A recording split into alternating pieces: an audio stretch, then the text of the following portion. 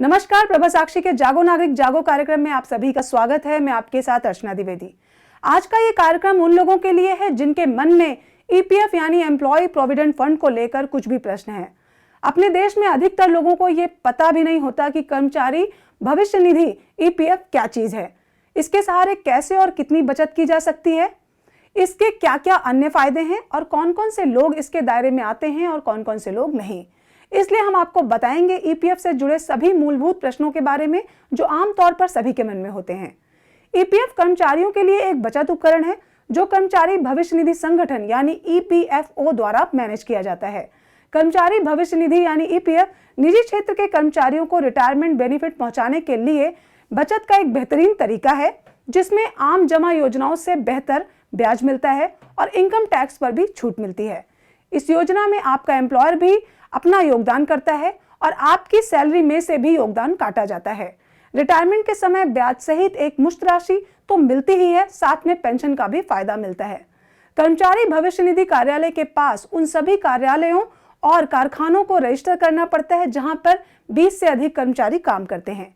कर्मचारी भविष्य निधि संगठन यानी ईपीएफओ की साइट पर आप ऑनलाइन अपने आधार कार्ड का उपयोग करके एक यूनिवर्सल अकाउंट नंबर यानी यूएनए स्वयं बना सकते हैं। यूएएन इसलिए जरूरी होता है क्योंकि जब आप अपनी जॉब किसी एक एम्प्लॉयर के यहाँ छोड़कर दूसरी जगह ज्वाइन कर लेते हैं तो आप अपना ईपीएफ बैलेंस नए ईपीएफ अकाउंट में ट्रांसफर कर सकते हैं। इसके लिए आपको पिछले एम्प्लॉयर यानी पुरानी कंपनी के पास जाने की आवश्यकता नहीं है। यूएएन की मदद से आपका पुराना ईपीएफ अकाउंट नई कंपनी में वहीं से आगे शुरू हो जाता है। आइए अब जानते हैं कर्मचारी भविष्य निधि में आपका रुपया किस प्रकार जमा होता है।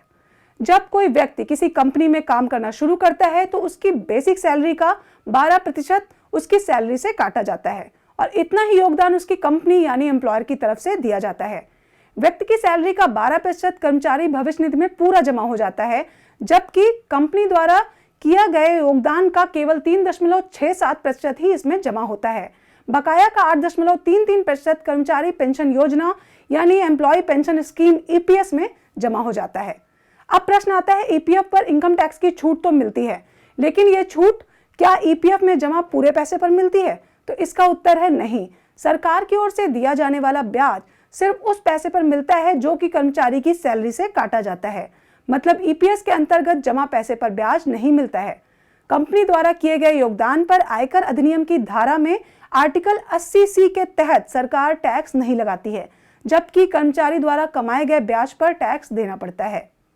ईपीएफ का एक लाभ यह भी है कि आप अपने ईपीएफ के लिए नॉमिनेशन की सुविधा भी ले सकते हैं। आपकी मृत्यु होने के बाद आपके नॉमिनी को आपके ईपीएफ का सारा पैसा दे दिया जाता है। अपने ईपीएफ अकाउंट के लिए नॉमिनी को चेंज करने या अपडेट करने के लिए फॉर्म नंबर 2 भरना पड़ता है। इसके लिए आपको अपनी कंपनी के अकाउंट डिपार्टमेंट या फिर सीधे ईपीएफओ विभाग को यह फॉर्म भेजना होता है। अब किसी भी कर्मचारी को अपना बैलेंस जानने के लिए अपने नियोक्ता से साल के अंत में पीएफ स्टेटमेंट साझा करने के लिए इंतजार नहीं करना पड़ता है। अब आप अपने घर या ऑफिस में आराम से किसी भी समय ईपीएफओ पोर्टल, ऐप, एसएमएस या मिस्ड कॉल देकर अपना पीएफ बैलेंस देख सकते हैं। ईपीएफ में योगदान वैसे तो रिटायरमेंट के बाद की जरूरतों को पूरा करने के लिए किया जाता है, लेकिन कई बार ऐसा भी होता है कि हमें जॉब के बीच में ही पीएफ से पैसा निकालने की जरूरत पड़ जाती है। अगर आपके सामने भी ऐसी कोई जरूरत आ जाए तो आप आसानी से अपने ईपीएफ अकाउंट से पैसे निकाल सकते हैं, लेकिन अपने पीएफ से आप कितनी रकम निकाल सकते हैं ये आपके पीएफ अकाउंट की स्थिति पर निर्भर करता है। अगर आप अपनी संतान, भाई बहन या अपनी शादी के लिए पीएफ से रकम निकालना चाहते हैं तो आपकी तरफ से पीएफ अकाउंट में किए गए योगदान का 50% हिस्सा निकाला जा सकता है। अगर आप घर या जमीन खरीदना चाहते हैं और आपको जॉब करते हुए 5 साल पूरे हो चुके हैं तो आप कुछ शर्तों के साथ पीएफ अकाउंट से रकम निकालने के लिए भी आवेदन कर सकते हैं। किसी गंभीर बीमारी की स्थिति में भी आप पीएफ अकाउंट से पूरे पैसे निकाल सकते हैं। अगर आप स्वयं, पत्नी, बच्चों या फिर माता पिता के इलाज के लिए पैसे चाहते हैं तो आप अपनी सैलरी का 6 गुना या पीएफ की पूरी रकम, दोनों में से जो भी कम हो, निकाल सकते हैं। इसके लिए आपको 1 महीने या अधिक समय तक अस्पताल में दाखिल रहने का सबूत, लीव सर्टिफिकेट और ईएसआई की सुविधा नहीं दी जाने की घोषणा के बारे में नियोक्ता या ईएसआई द्वारा जारी सर्टिफिकेट की जरूरत होती है। अगर आपको भी पैसे की जरूरत है और आप किसी खास मकसद से ईपीएफ अकाउंट में से पैसे निकालना चाहते हैं तो अब ईपीएफ अकाउंट से पैसे निकालना बहुत ही आसान हो गया है।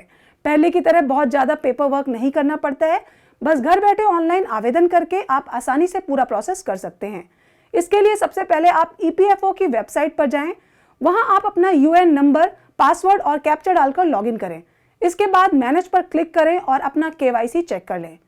फिर इसके बाद ऑनलाइन सर्विसेज पर जाकर क्लेम फॉर्म नंबर 31, 19 और 10C पर क्लिक करें, जहां पर ईपीएफ के पूरे पैसे निकालने, लोन और एडवांस के लिए कुछ पैसा निकालने और पेंशन के लिए पैसा निकालने के अलग अलग विकल्प दिए गए होते हैं। आप जिस वजह से पैसे निकाल सकते हैं वही ऑप्शन आपको दिखाई देगा। आप अपनी जरूरत और योग्यता के अनुसार आप अपने क्लेम फॉर्म को ऑनलाइन भरें। फॉर्म भरने के 10 दिनों के अंदर आपके रजिस्टर्ड बैंक अकाउंट में ईपीएफ की राशि जमा हो जाएगी। अक्सर ये देखा जाता है कि लोग नौकरी छोड़ने के बाद ईपीएफ से पैसा निकाल लेते हैं, लेकिन ईपीएफ नियमों के मुताबिक यह गैर कानूनी है। आप ईपीएफ की रकम केवल तब निकाल सकते हैं जब आप पिछले 2 महीनों से बेरोजगार बैठे हों। अगर आप नौकरी बदलते हैं तो आपको केवल अपना पीएफ अकाउंट ट्रांसफर करने की अनुमति ही होती है। उम्मीद है आपको ये वीडियो पसंद आया होगा। अगर आपको ईपीएफओ या यूएन से जुड़ा कोई सवाल परेशान कर रहा है तो आप कमेंट करके हमसे पूछ सकते हैं। अगले हफ्ते फिर मुलाकात होगी, तब तक के लिए बने रहें प्रभासाक्षी.com पर। धन्यवाद।